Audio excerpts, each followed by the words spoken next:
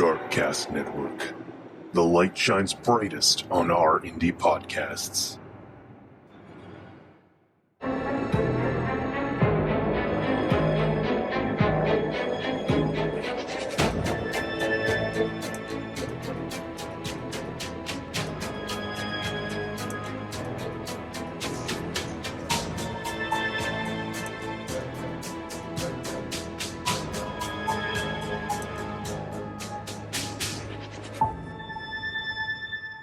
Welcome to Ford in Vegas, a true crime podcast with two friends who hate each other.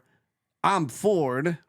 And I'm begrudgingly back, and I'm Vegas. I was hoping you were gonna say I'm begrudgingly Vegas. No. Okay. I love You're Vegas. proud to be Vegas. I am proud to be who I am. This is a true crime podcast for the ages. Thanks for being here. If you're watching on YouTube, don't forget to hit the subscribe button. Also, this show is also in podcast form. You can get it wherever you get your podcasts. Don't forget to hit the subscribe button when you do. If you want to listen to this podcast ad-free, that's right, ad-free, you could do so for just $3 a month on our Patreon page, patreon.com/FV True Crime. That FV True Crime is the same handle for our Twitter and our Instagram. You can follow us there. Shop FordInVegas.com to buy a Ford in Vegas shirt. We're working on some new ones there. And this show is a part of the Darkcast Network, the home for independent true crime podcasts. So if you're into true crime, which clearly you are, check out the Darkcast Network. And this show also airs every day, 24 hours a day, 7 days a week on blackjacktv.net. Vegas, it's been so long since I did that, I actually had to read it because I forgot the info. I know, it's been way too long. A month. Unfortunately, I wish it was a full month since I've seen you, but unfortunately, that's not the case. But we are back finally. I've been trying to get you to do a show, but you said, nope, I'm not going to do a show because you hated me. And so we finally hashed it out. Some verbal insults headed each other's way. And there was a couple of punches thrown. I'm just going to say that you tried, you missed because you're not very athletic. Correct. Even though I have a big body, as people can see, you did miss. Correct. So that's all good. Because if you did hit me, then we probably wouldn't be doing the show. Correct. Because you'd still be in the hospital. So it is a big show tonight planned. I have dubbed it Killer California. If you don't know, Joey Vegas and myself are coming to you from California, the southern part, not the northern. The northern sucks. We are in Southern California, and Vegas, there seems to be a serial killer on the loose in California, and it comes from Stockton, the ghetto of Stockton, which is in Northern California. Sorry for those of you who are in Stockton who may get offended by me calling it the ghetto. You know I'm right. A California serial killer seems to be on a mission throughout the fatal shooting of 6 men and the wounding of 1 woman dating back to last year. Ballistics tests and some video evidence link the crimes in Stockton and Oakland, about 70 miles apart, police have said. We don't know what the motive is. What we do believe is that it is mission-oriented. This person's on a mission, says Stockton Police Chief Stanley McFadden. The first fatal shooting was in Oakland in April of 2021. The woman was wounded in Stockton days later. More than a year passed. Then the 5 killings in Stockton took place between July 8 and September 27, all within a radius of a few square miles. Although police would not say whether all 7 shootings had been linked to the same gun, McFadden alluded to a single pistol during the news conference. Quote, I have absolutely no answers to why that pistol went dormant for over 400 days, end quote, between the April 2021 shootings and the first case this summer. Authorities last week announced that 5 men in Stockton were ambushed and shot to death alone in the dark On Monday, police said the 2 additional cases last year had been tied to those killings. A person of interest is being sought in connection with the bloodshed. They appear on video at several of the crime scenes, but no evidence directly links them to the shootings. McFadden said some of the victims were homeless and some were not. There is a $125,000 reward for information leading to an arrest. Police are fielding hundreds of tips daily, as well as submitting additional evidence in case other crimes in the state can be connected to the spat of shootings. The first killing targeted Juan Vasquez Serrano. He's 39, in Oakland at around 4:15 a.m. on April 10, 2021. He was shot multiple times, according to the Alameda County Coroner's Bureau. It was not immediately clear if he was alone when he was killed. In the only non-fatal attack, the 46-year-old woman told investigators that she was inside of her tent around on April 16, 2021 at about 3:20 a.m. when she heard someone walking around outside. When she came out of her tent, she encountered someone holding a gun. The suspect fired multiple shots, wounding the woman, but she tried to defend herself by advancing toward her attacker.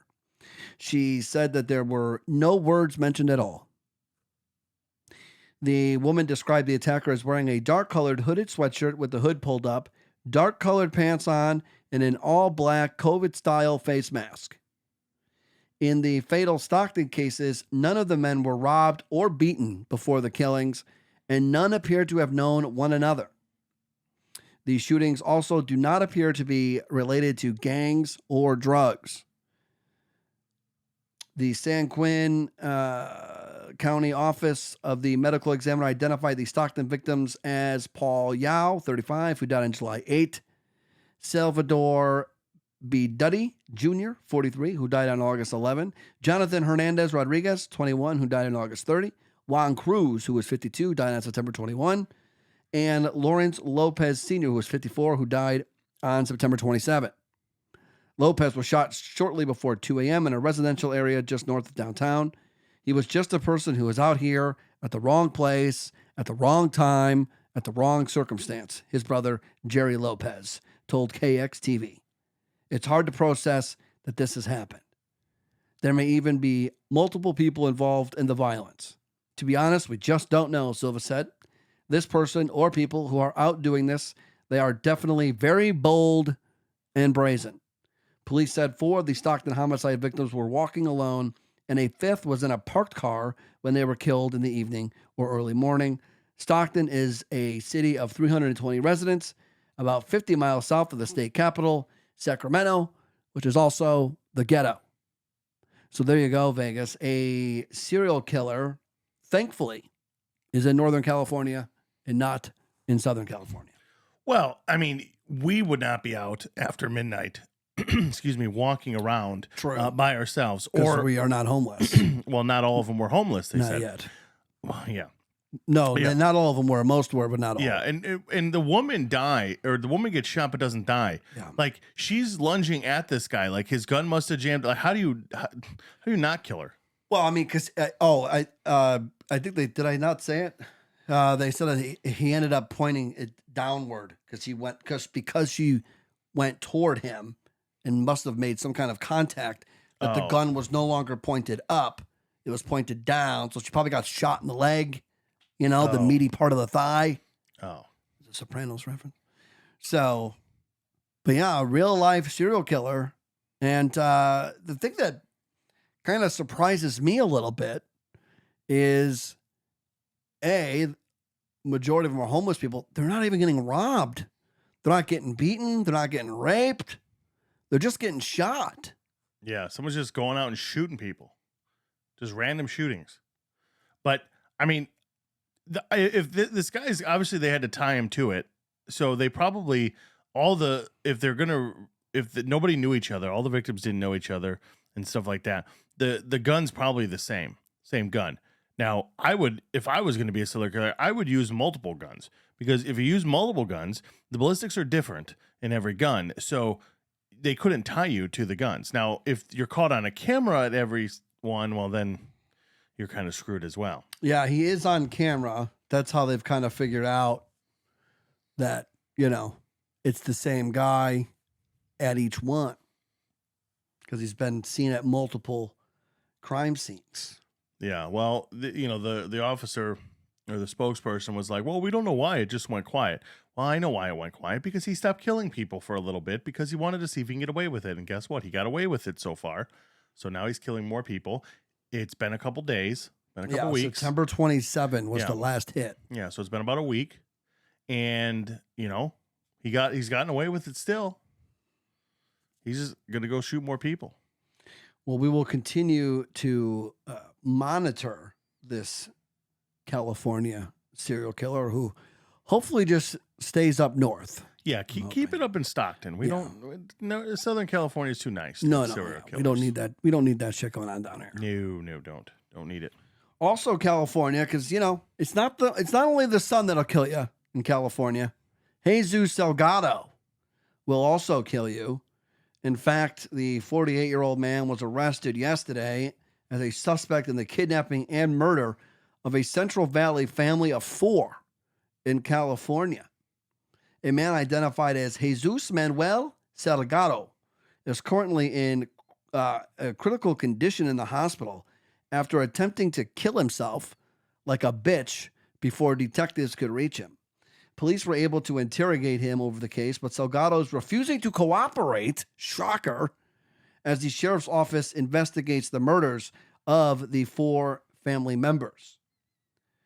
What do we know of Salgado? Well, according to the California Department of Corrections and Rehabilitation, the 48-year-old man was previously known to law enforcement, having already been convicted of first-degree robbery with the use of a firearm, attempted false imprisonment, an attempt to prevent or dissuade a victim or witness, and possession of a controlled substance in Merced County. He was sentenced to 11 years in state prison in that case and was released in 2015. He was released in 2015, and in 2018, he was discharged from parole. Merced County Police didn't indicate whether Salgado had previously known the kidnapped family, and his possible motivation for the crime is still unknown, although detectives believe it was financial. On Monday, Merced County Sheriff's Office said that the entire family of 4, 8-month-old, now that's probably the saddest part of the whole story. 8-month-old Aruhi Deary, a 27-year-old mother, Jasleen Kaur, 36-year-old father, Jasdeep Singh, and 39-year-old uncle, Amandeep Singh, had been kidnapped in the South Merced area of the county. Police later revealed that they were first alerted over the missing family after CAL FIRE Madeira Mariposa Merced was dispatched to Buhawk Road and Oakdale Road in Winton for a report of a vehicle on fire. The vehicle was a black 2020 Dodge Ram truck and was then identified as belonging to Amandeep Singh. Officers were unable to find Amandeep Singh, but contacted family members who also couldn't reach him. Detectives then concluded that the family had been kidnapped at gunpoint. On the same day, police were able to identify a suspect whom they described as a light-complected male with a shaved head, which is a recipe for disaster. If you have a shaved head, those guys are dangerous, Vegas. Last seen wearing a hoodie, who was captured on surveillance camera footage. Early on Tuesday, detectives got a tip that one of the kidnapped family members' cards had been used at an ATM in Atwater. They were later able to identify Salgado as the person of interest in the case and shared an image of the man on Facebook, who later turned out not to be the suspect, JK. Early on Wednesday, the sheriff's office released surveillance video of the kidnapping, showing a suspect holding a firearm, believed to be Salgado, walking outside of a business with Jasdeep Singh and Amandeep Singh. The two can be seen with their hands zip-tied around their back before being placed into the suspect's truck. The truck, which had driven off, returned to the same place of business 6 minutes later and picked up Jocelyn Kaur and the baby. In the evening of the same day, during a press conference, Merced County Sheriff's Vernon Warnk said the family had been found dead in a remote rural area of the county near Indiana and Hutchinson Roads. Our worst fears have been confirmed, he said. We found the 4 people from the kidnapping, and they are, in fact, deceased. Warnk, he called the incident senseless and said that there is a special place in hell for this guy, talking of Salgado.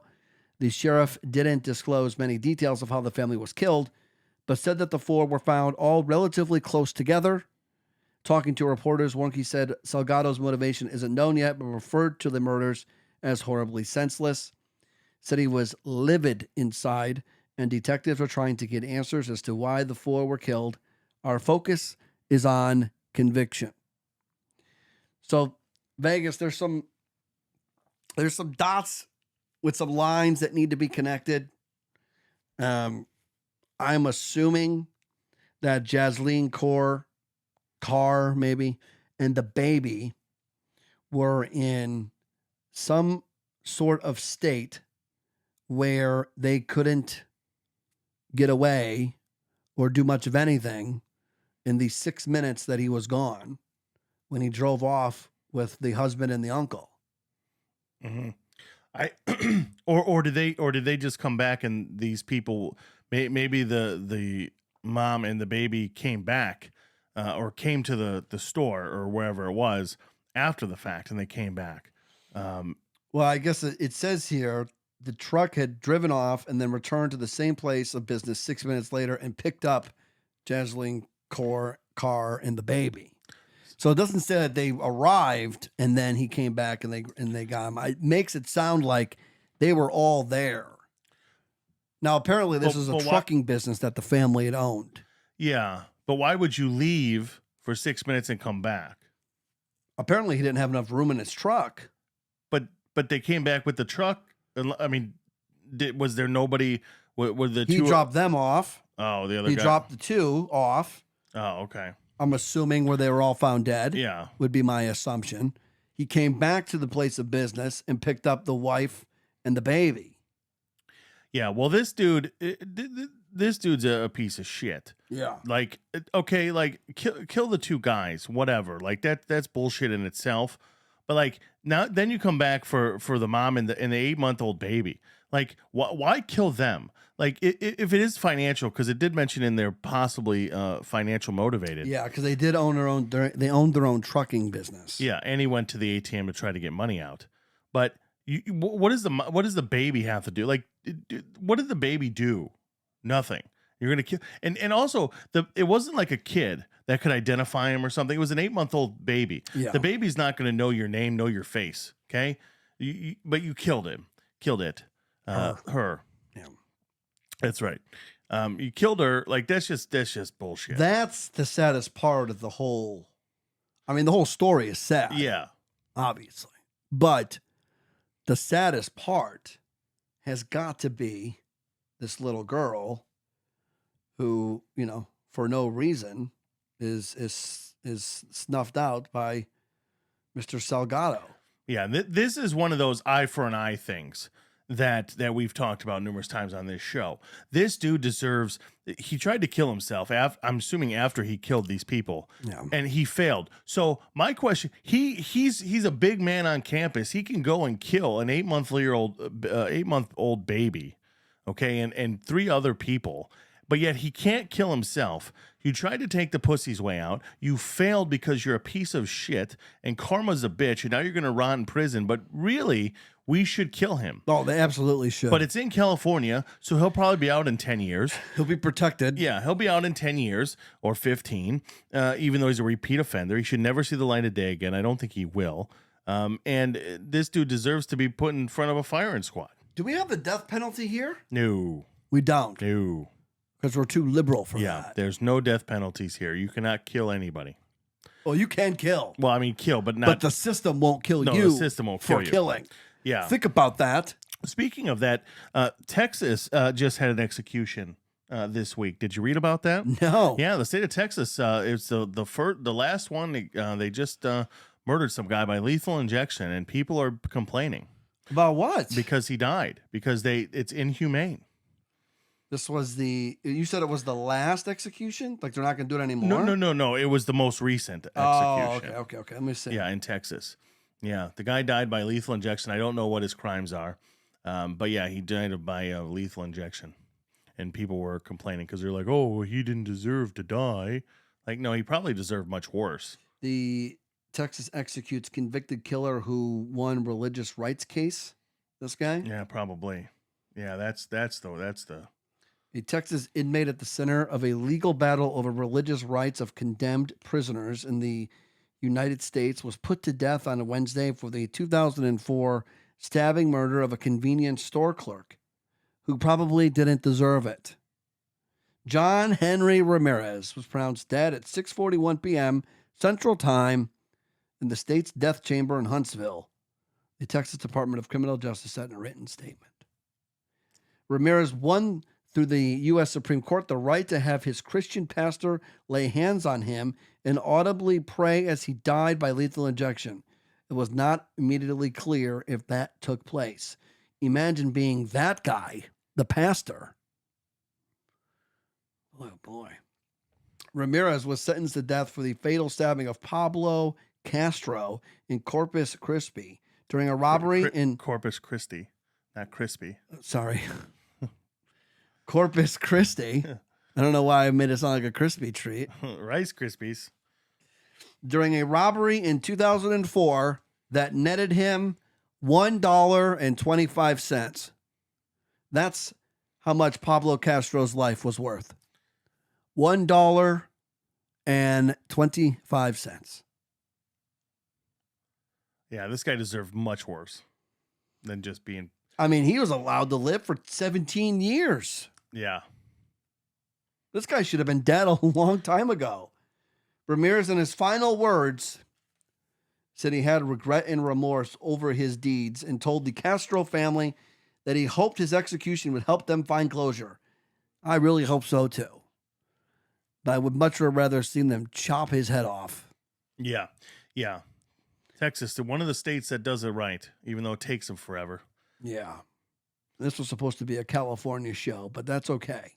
Well, because we're not going to put anybody to death here in California. And that's unfortunate because you could kill somebody in California, but the system won't kill you for killing somebody. Yeah, I never. It doesn't make any sense. I never understood that. Like the places where they have abolished the death penalty, like you can take someone else's life, but it's inhumane and wrong to take your life. That doesn't.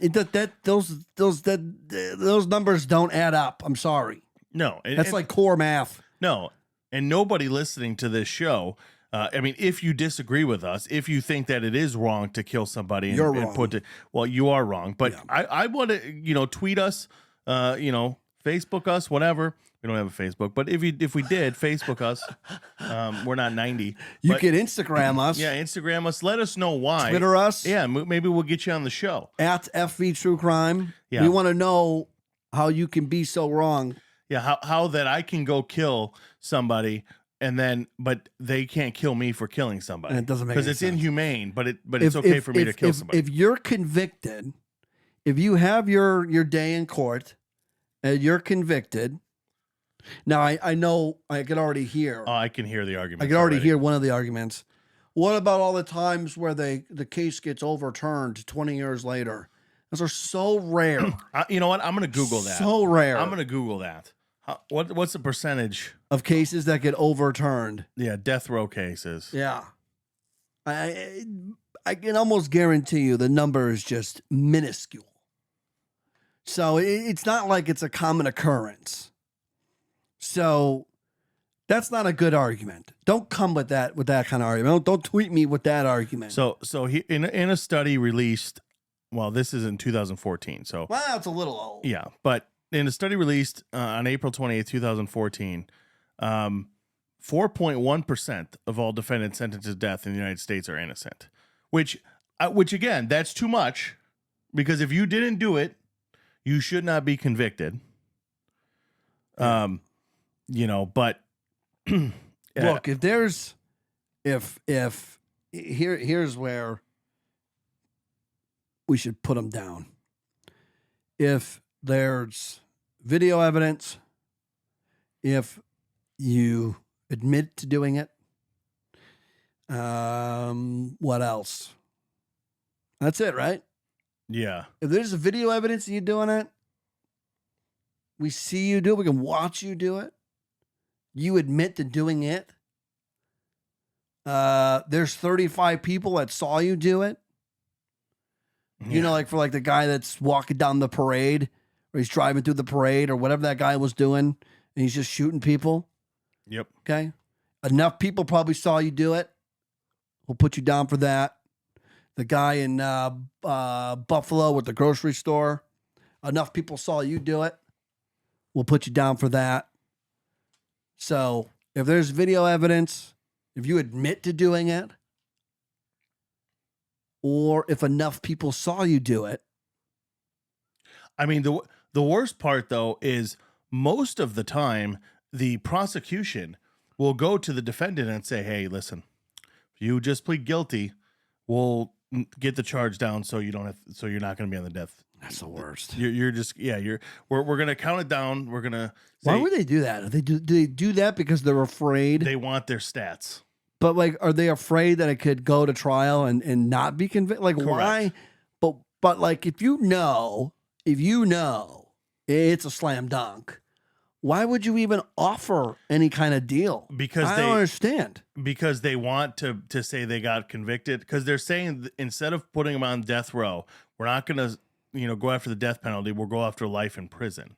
So most people are like, well, okay, life in prison. But then people got to pay for that person to be alive, and they have no business being alive. Well, and to be fair, even if you get the death penalty, you probably won't get executed for 15, 20, 30 years anyway. Like this guy in Texas, they have an express lane in Texas to be executed. And this guy was still alive for 17 years after the fact. Yeah. So that's the big reason is people complain about the death penalty, and it takes forever. So most of the time they just say, okay, life in prison. We'll get you plead guilty. It's one of those things. I don't know. I'm not a prosecutor. I don't know. We need to get one on the show. Yeah, but a district attorneys always want, the wins. They always want the wins so they can say I never lost a case. Stuff like this. We know it's all politics. Well, we know Tamara Holder, who's a lawyer.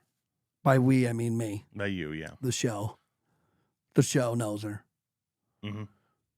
We need to talk to a lawyer. We need to figure out why they offer plea deals in slam dunk cases. And they may not. I mean, some they may. Obviously, they don't always do it, but I'm curious as to why you would offer we'll take away these charges if you accept this one. There's got to be a reason. Yeah. Some of them might be if they have an accomplice and they want the accomplice caught, turn on the accomplice, be a rat. Oh. You remind me of you remind me of somebody that would be a rat. Oh yeah, I would definitely. You would only for you. Only for you. You would totally sell somebody down the river. Just you. Just me. I would sell I would sell my soul and you out so fast. Yeah. As long as you definitely would. If I'm sinking, you're sinking with me. That's it. No flotation devices for you. No. Nope. You're a big boy, but you're no flotation device. Nope. In fact, I'm Rose. In fact, I'm Rose on that door. I am letting you go. Goodbye. I am saving my ass and letting you drown. Don't ever let go, Jack. Yeah, no, I am letting go. Kristin Smart. Do you remember that name, Vegas? I remember Get Smart. That was a movie. Yeah, I know, in a TV show. No, Kristin Smart, she was abducted, murdered, never found, maybe raped in 1996. Well, if she's never been found, how did somebody raped her? When she was coming home from a college party. Well, Paul Flores and his father, Ruben, or it might be the other way around, are on trial right now for the death of Kristin Smart. But they have no body? Ruben Flores is the father. The other Flores, Paul, is the son who actually committed the crime in the prosecution's eyes. So it's the 1996 murder of Kristin Smart. Closing arguments for Ruben Flores' case wrapped up yesterday, and jurors were sent to begin their deliberations just before 1:45. San Luis Obispo County Deputy District Attorney Christopher Puvrell, good luck, started out by thanking the jurors Wednesday morning for their time, but then jumped right into laying out the groundwork for how and why he claims Ruben helped his son get rid of Kristin's body. Puvrell asked jurors for accountability and told them that while Ruben is older now, they can't have sympathy for someone just because of their age. No sympathy for the old guy. Puvrell referred back to a phrase used in his closing arguments for Paul by telling jurors, justice delayed doesn't have to be justice denied. It's a good line. Mm-hmm. The prosecutor described the Smart family's pain while searching hundreds and hundreds of hours for Kristin. He continued by saying that over 25 years, Ruben continued to hide the body and Paul continued to rape women. Oof. Hundreds of volunteers searched everywhere, but the defendants didn't lift a finger, Puvrell told the court, while saying Paul and Ruben lifted their hands to bury a hole. That's all they did. Puvrell then recapped the night in May 1996 that Kristin disappeared, going over the timeline of the Canberra Way party. He argued that Paul was hunting for Kristin. He stayed and waited. He was laser focused on Kristin. He then went over what he referred to as the hard walk back to the dorms and the degree of intoxication Kristin reportedly showed. Puvrell, I don't even know how to pronounce this guy's name, but said phone records from Paul's dorm showed that he called his father the morning of Sunday, May 26, 1996. Puvrell told jurors Paul reached out to his father because he knew the one person who would help him in a situation like this would be his father, as he would do anything for his son. Puvrell then noted how, based on witness accounts, Ruben appeared to be doing everything he could to protect the deck at his house, referring to the deck of Ruben's Arroyo Grande home, where excavations took place during searches as recent as last year. Puvrell reminded jurors of an encounter he says took place between Kristin's father, Stan Smart, and Ruben, who wanted to get Stan Smart as far away from his backyard and as far away from the deck as he could. The prosecutor also brought up the time he says Ruben canceled a plumbing repair because it involved going under the deck.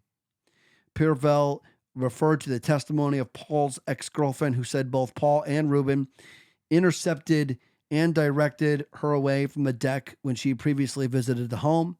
Also talked about Ruben's so-called trophy room and pointed out how sheriff's detectives found dozens and dozens of items relating to Kristin Smart, including missing posters in Ruben's bedroom, and a note Puvrell says was found in the defendant's drawer that said, quote, "dig the yard," end quote. Puvrell mentioned the soil samples collected from Ruben's home, along with the 6x4 foot anomaly reportedly found under the deck, blood staining, and alerts from cadaver dogs that visited Ruben's property. They're all just adding up here, Vegas. Yeah. Puvrell then played an audio clip involving San Luis Obispo County Sheriff's Detective Clint Cole and Ruben, where Ruben can be heard saying, "They didn't commit no felonies, only me." When previously on the stand, Cole testified that after that statement, Ruben then clarified that he meant he was the only one of the three who had been arrested. Puvrell wrapped up his closing argument by reiterating the call for accountability. Ruben's attorney, Harold Messick, then addressed the court. Messick questioned jurors, asking if they got all questions answered or simply more questions than answers. "I think this case screams reasonable doubt." Messick said Paul did a good deed by helping Kristin get up and when she fell at the party and by trying to keep her warm during the walk back to the dorms. He insisted that his 81-year-old client has never been charged with a crime in his life. In response to the prosecution's argument that Paul called his father to help hide Kristin's body, Messick called it ludicrous theory because there's no evidence to support the theory. He said Kristin was unhappy at Cal Poly and called her a free spirit. Messick said justice for Kristin won't be achieved by wrongfully convicting his client and his son, and added that Reuben has never dug a hole in his life. Regarding the confrontation between Reuben and Stan all those years ago, Messick said Reuben was protecting himself, not a supposed gravesite. Paul Flores and his dad didn't bury this woman, Messick said. Bold statement. Messick concluded his argument by asking the jury to come up with a verdict quickly to send a message to the state about how the evidence presented for a guilty verdict in this case is insufficient.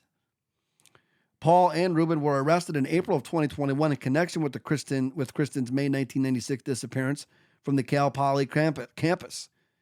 Witnesses said he was the last person to be seen with her following an off-campus party. For years, authorities only considered Paul a person of interest in this case, and did not name him as a suspect until shortly before his arrest. The prosecution told jurors this week that the evidence is clear and shows Kristin Smart is dead and was killed by Paul Flores. However, the defense argues that the case is straightforward and there is no evidence of a murder. If or when verdicts are reached in both cases, they will be read back to back with only jurors for Paul present when the verdict is announced, and the same for the reading of Reuben's verdict.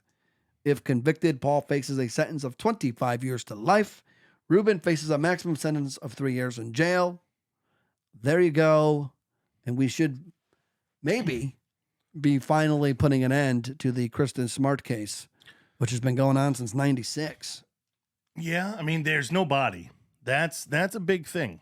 There's no body, but there's clearly, but according to the evidence, there was clearly a body under the deck. And there was a report, I know it wasn't said in there, where apparently they said that they feel like a truck had been there the truck was there backed up to the yard or something like that to maybe try to get rid of whatever was left. But that's all circumstantial. Well, I mean, it is. They don't have a body. But I don't think there's such a thing as no body, no conviction. Oh no, they can still convict her. I mean, it's up to the jury now. It's up to the jury to determine if the prosecution prove within a reasonable doubt that this guy, killed Kristin Smart. I mean, chances are, look, it doesn't look good. He was the last person to be seen with her alive. Yep. By witnesses. He has a history of being a little perverted. Mm-hmm. He's got posters of her, wanted posters, or not wanted. No, he's just got missing posters. Missing posters from her house. Of her in his house, in his room. I mean, it's the old cliche, the old saying, where there's smoke, there's fire. And I tell you, it doesn't look good for Paul. But we also didn't hear what the defense really said in this trial. And as a jury, if the defense proves that there is reasonable doubt that he killed him, then you have to vote not guilty. Not you have to vote. I said that. You do. They vote. They vote not guilty. But I mean, it is what it is. Obviously, I'm not there. All the signs point to this douchebag killed her. The father helped him, covered it up, didn't tell anybody. But we'll find out what the jury says, because ultimately that's the deciding factor. Yeah, the jury was out for deliberation in Reuben's case. So, yeah, we should be getting an answer, I would assume, any day now. Yeah. Yeah. Now, here's a question for you, Vegas. The longer they deliberate, who does that benefit? The defense. The defense. The defense. The defense. Yeah. Defense. Yeah. So, because the longer that they deliberate, the more questions have come up. Yeah. It's not a clear-cut case. You're like, well, no, he did it. There's no doubt. Yeah. If they deliberate for an hour and a half, you're in trouble. Yes. If it comes back really quick, yeah, that's probably guilty.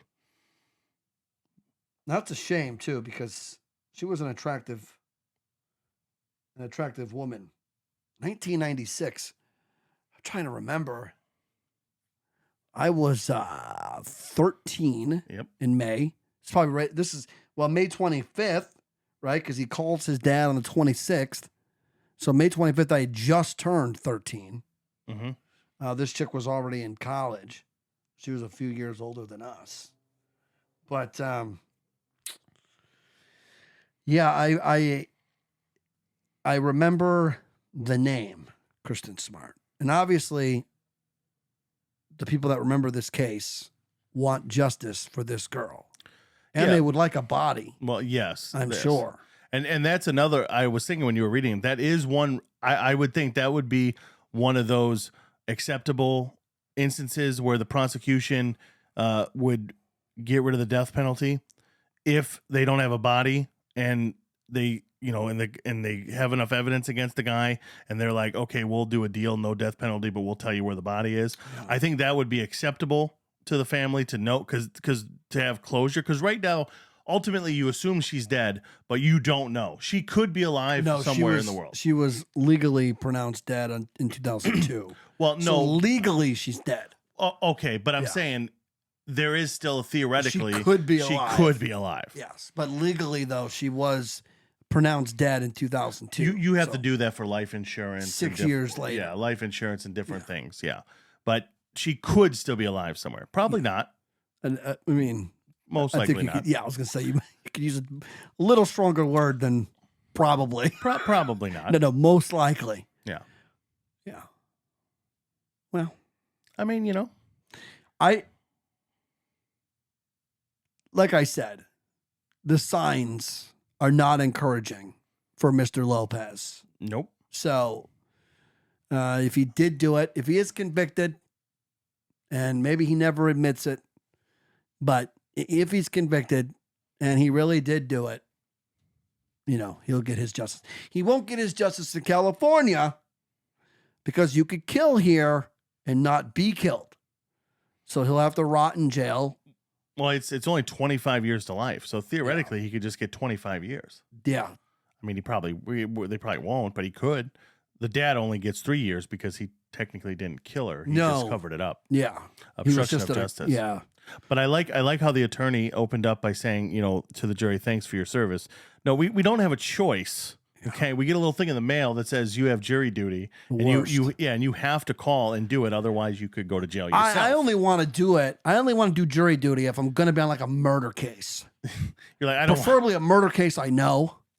Well, where I already have preconceived notions of who's guilty and who's not. Yeah, then you'll be kicked out. Yeah. Yeah. Gone are the days where you could walk in and go, I'm a racist. Yeah. And then they just send you home. Yeah, you can't do that anymore. No, they don't do that anymore. They're going to be like, I don't think so, bud. No, because we're smart to your tricks. Yeah. You're wearing a Yankees hat. You can't be racist. All their fans are Dominican. You can't. I'm like, damn it. You're right. He's got a Bulls hat on. Favorite player is Michael Jordan. Can't be racist. No. So if you're new to this podcast, thanks for watching and or listening. But we like to end the true crime portion of this show with a solved cold case. Because while we've been talking for the last 43 minutes about murder and death, we like to find the light at the end of that dark, dark tunnel. And a solved cold case brings us that light. Just like it brings the families closure. And the cops have ID'd a killer in a 1983 cold case of a Northern California woman found floating in a river. Joette Marie Smith was 33 in 1983. She was how old? She was 33. Oh, 33. She was the beloved owner of Buffalo Gals Restaurant in Ben Lomond, California. It's about 30 miles southwest of San Jose. It was last seen sometime before midnight on March 27, 1983. I wasn't even born yet. Nope. She was found 2 days later, floating in the nearby San Lorenzo River. Witnesses told investigators that on the night of her disappearance, Smith had first enjoyed a quiet night of eating popcorn and watching the TV series The Thornbirds with her roommate Rachel Devarro, according to a 1983 article from the Santa Cruz Sentinel. The pair shared a studio apartment just across the street from Smith's restaurant. DeVaro said that she and Smith, a single woman devoted to her business, stayed up for the 11 o'clock news, and after which Smith made some phone calls and DeVaro retired for the evening. When DeVaro woke up at around 3 a.m., Smith wasn't there, which wasn't atypical for her, according to the Sentinel. It wasn't unusual for her to go out. She would often go to the restaurant, DeVaro said in a 1983 interview. According to the Sentinel, Smith walked to one nearby bar, found that it was already closed, and walked to another one, Heffling's Bar, which is still alive and well to this very day. I looked it up. Heffling's Bar, which was also closing, there she purchased a pack of cigarettes, probably out of the machine. Remember when they used to throw the money and they pull the lever, Yep. and then your cigarettes come out the bottom? Probably in one of those machines, I would assume. Yep. But refused a ride home from a woman server she knew, telling the woman that she would walk home because it was a pleasant evening. She never made it home. Smith's body was found about 36 hours later, around 11:10 a.m. on March 29, 1983, by a local man playing with his dog by the river. Smith was still wearing her pearl necklace and a single nylon stocking and boot, while the cape she was known to wear was found nearby. Although authorities didn't say in their recent release how she died, the Sentinel reported at the time that she died of strangulation. Numerous items of evidence were located at the crime scene, according to the sheriff's office. For the next several years, sheriff's detectives interviewed dozens of people and investigated several leads and tips, but no viable suspect was identified. In 1988, there was some movement in the case when, according to the new release, investigators identified a suspect named Eric David Drummond, a man with an extensive history of violent crimes, including sexual assault convictions in California and Nevada. Authorities believe Drummond had once asked Smith out on a date while at a restaurant, but she rebuffed his advances. Following Smith's murder, Drummond abruptly left California. See ya, according to Santa Cruz County officials. While there was circumstantial information tying Drummond to the crime, no criminal case could be brought against Drummond without further physical evidence. Authorities reopened Smith's case earlier this year, taking a fresh look at her clothing using scientific technology that wasn't available in the 80s. From there, experts were able to develop a male suspect's DNA profile. In August, authorities directly obtained a DNA sample from now 64-year-old Eric Drummond and determined that his DNA matched the sample from the crime scene. However, the murder suspect subsequently decided to commit suicide like a bitch. Mm-hmm. Unfortunately, while the final investigative steps were being taken to obtain an arrest warrant, Drummond chose to take the easy way out and end his own life in the hills of Sierra County. While Drummond will never face criminal charges or a jury of his peers, the sheriff's office is confident that the evidence in this case would support conviction of Drummond for the murder of Joette Smith. Friends describe Smith as a remarkable woman who was hospitable, happy, and full of vigor, according to the Sentinel. Born and raised in a Polish Catholic family in Nebraska, she moved to Santa Cruz about 10 years before her death. Rachel DeVaro said that at the time of Smith's death, they had been planning a large celebration for the 8th anniversary of the Buffalo Gals restaurant. The sheriff's office extends our condolences to the family and friends of Joette Smith, said authorities. We wish to remind the community of Santa Cruz that the sheriff's office will continue to investigate each of our homicides. End quote. Smith's obituary shows that she is interred in her hometown of Omaha, Nebraska. So that is our California solved cold case, because I figured this week's show would be just dedicated to the crimes that are committed in California. Mm-hmm. Vegas, there's a serial killer on the loose. In Stockton, watch out. Someone tell the Diaz brothers. And we have a family that was murdered, an 8-month-old baby girl. And we got a couple of guys that might be responsible for Kristin Smart. And we got a solved cold case. So now we're going to turn it over to your favorite time of the show. Where crackhead criminals look their absolute best. For the laughs, for the culture. Vegas presents his Mugshot of the Week.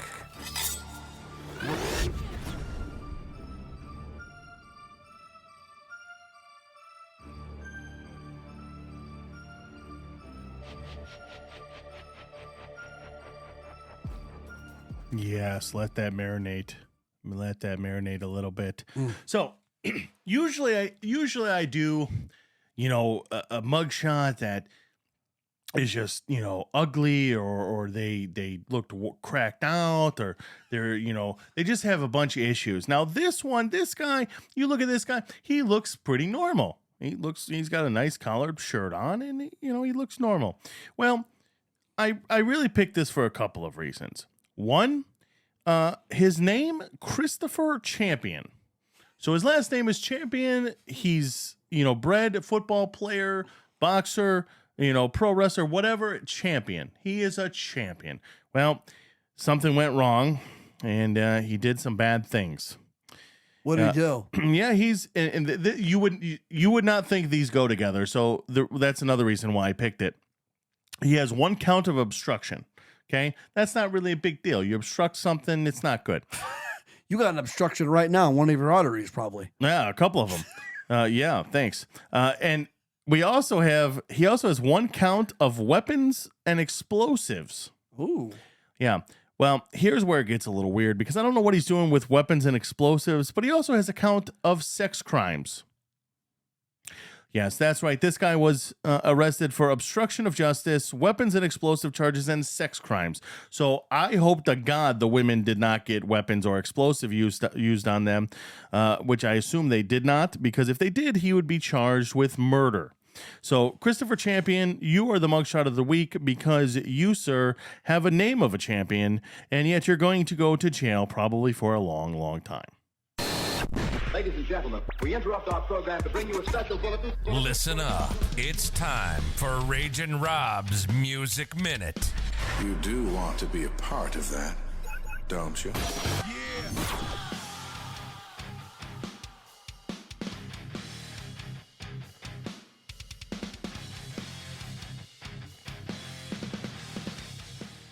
This is Ragin' Rob with your Music Minute. All right, it's been about 3, 4, 5, 6, 7 weeks, something like that, since we've done a show. I'm happy to be back. Thank you for having me. We got a lot of shit to get to. Let's do it. All right, so we're going to start the show off with sad news. Country music icon Loretta Lynn passed away on October 4th at her ranch. She was 90 years old. Lynn wrote fearlessly about sex and love and cheating husbands, divorce, and birth control. So our condolences to Lynn's family and her friends and her fans. I'm not a huge country music guy, but she was beloved. Rest in peace to her. All right, let's get into some bullshit. So the Super Bowl halftime show was announced. It is going to be Rihanna. I'm very disappointed. I think Rihanna's extremely overrated. I cannot hear Umbrella Ella ever again in my life. I've heard it too much as it is. I'm not interested. Obviously it will not be anywhere near as good as last year's halftime show, but if you like Rihanna and you think she's talented, check out this year's Super Bowl halftime show. Boring. All right, now this 2 weeks ago I was at Louder Than Life Festival in Louisville, Kentucky. If you've never been to a music festival, it's one of the best times of your life you'll ever have. It was highlighted by bands like Nine Inch Nails, Kiss, Slipknot, and Red Hot Chili Peppers. But one of the standout bands to me was Theory of a Dead Man. Now, during Theory of a Dead Man's set, he had brought up Adam Levine of Maroon 5. So apparently the day before, Levine had said something about there are no hot chicks that listen to metal music, right? What an absolutely absurd, stupid statement to make. I mean, over the 4 days of the music festival, there were 170,000 people there, okay? Of those 170,000 people, there was probably 50,000 beautiful women all over the place, and it was just an absolute party, great time. Adam Levine, what a scumbag piece of shit. Oh, didn't he just get caught by his wife sexting some chick or something? Who are you to fucking make comments about how beautiful a woman is? Honestly, shut the fuck up. Your music sucks and you're a scumbag motherfucker. So Adam Levine, kiss my ass. Alright, so by the way, if you are interested, if you've never gone to a music festival, if you're in the Sacramento area this weekend, there is the Aftershock Fest. please go. Like, if you have the means to do so, it looks like the weather is going to be amazing. There's a lot of great bands. Kiss is going to be there. The original Misfits, Slipknot will be there. So many good bands. It's a great time. It's just a big party. Everybody loves on each other. It's fantastic. It's amazing. So if you get a chance to go, please do. And one last thing. So Depeche Mode, 80s rock band, they announced they have a new album and tour coming out in 2023. Ozzy Osbourne, who just released his album last month, Patient Number 9, he announced that after recovering from all his surgeries and illnesses, he's hoping to hit the road in 2023. Ozzy's a showman. He has a great time on stage. He's a lot of fun. If you get a chance to see him, please do, because he is a lot of fun. And this has been your Music Minute. Footage. Oh, man. Thank you, Ragin' Rob. I will not be going to see Ozzy. He is like 95 years old. He probably can't even move on stage.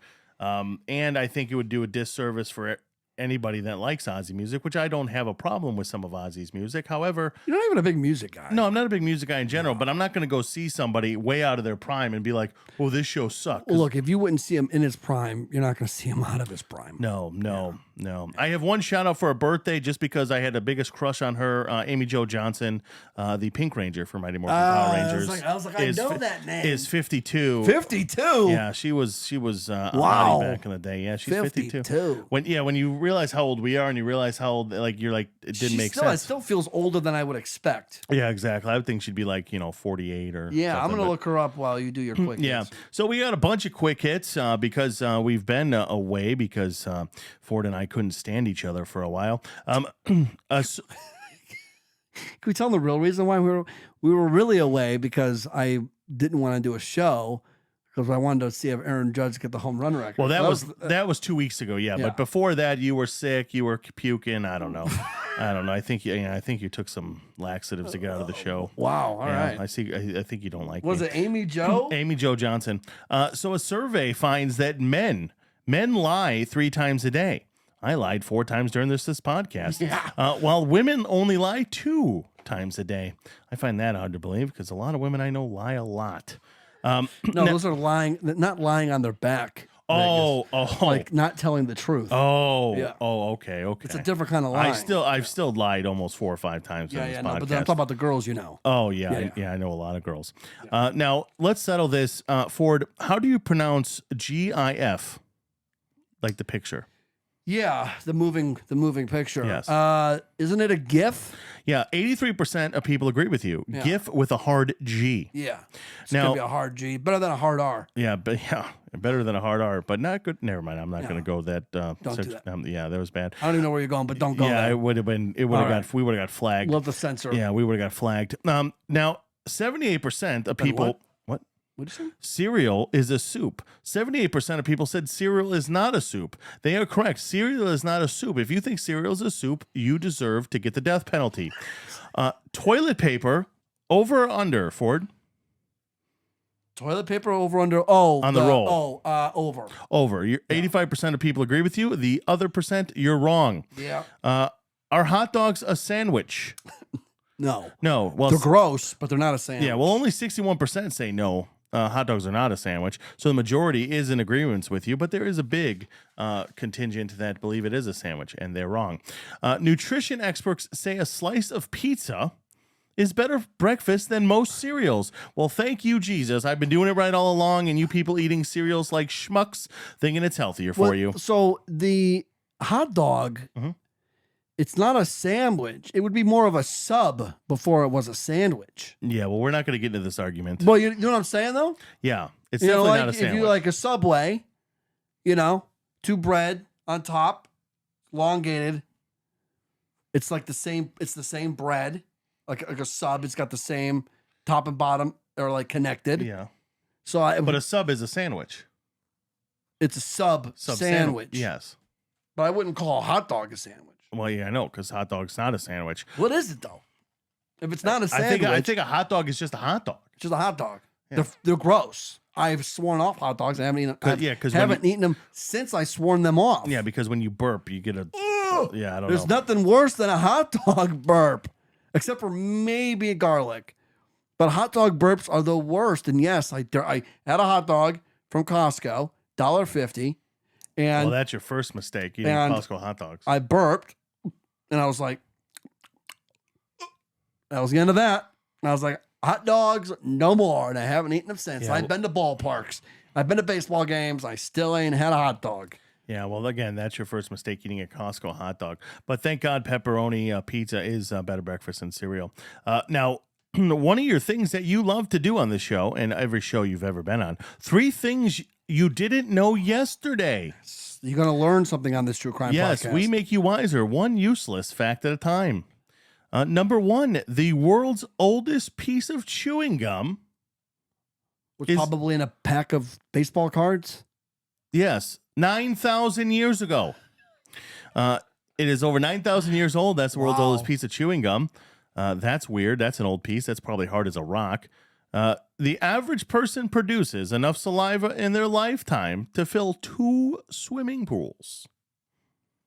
I could see that. Yeah, because you swallow it all the time. Yeah. Yeah. This one's an interesting fact. Always swallow. Yeah. Yeah, never spit. McDonald's sells 75 hamburgers every second of every day. That's near and dear to my heart. Thank you, McDonald's. Insanity.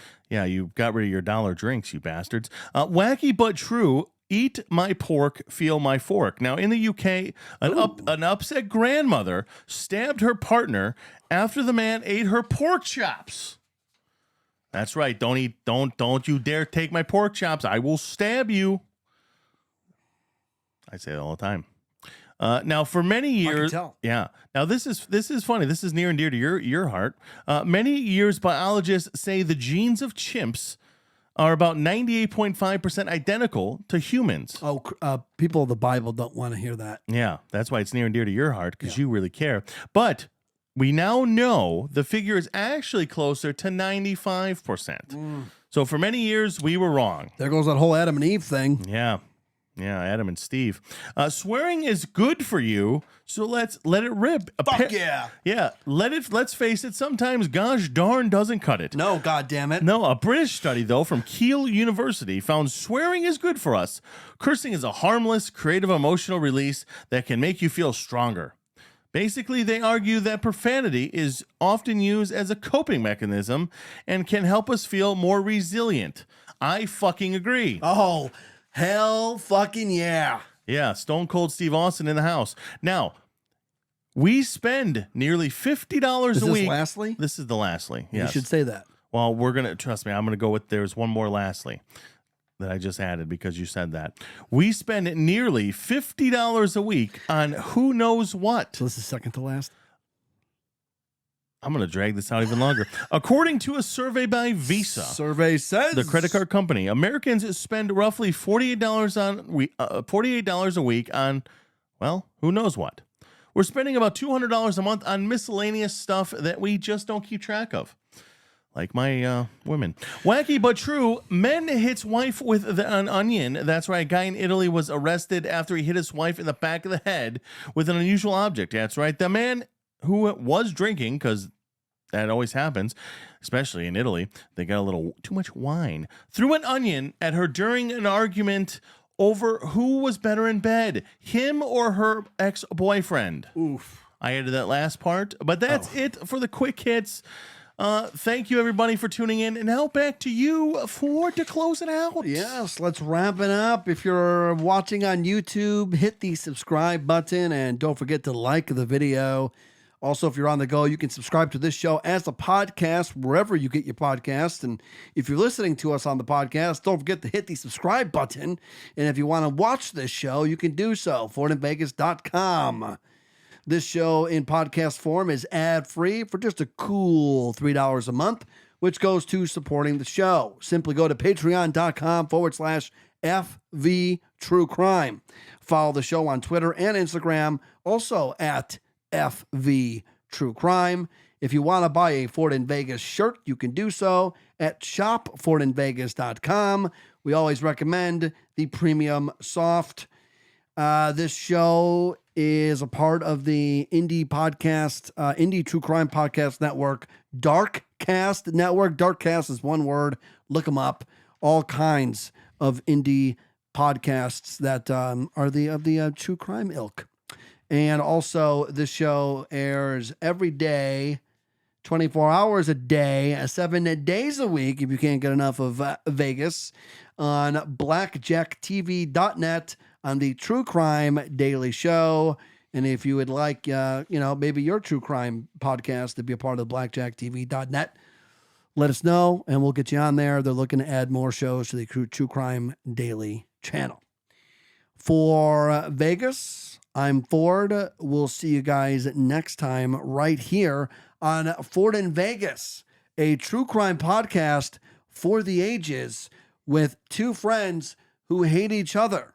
And remember, Aaron Judge is the real home run king.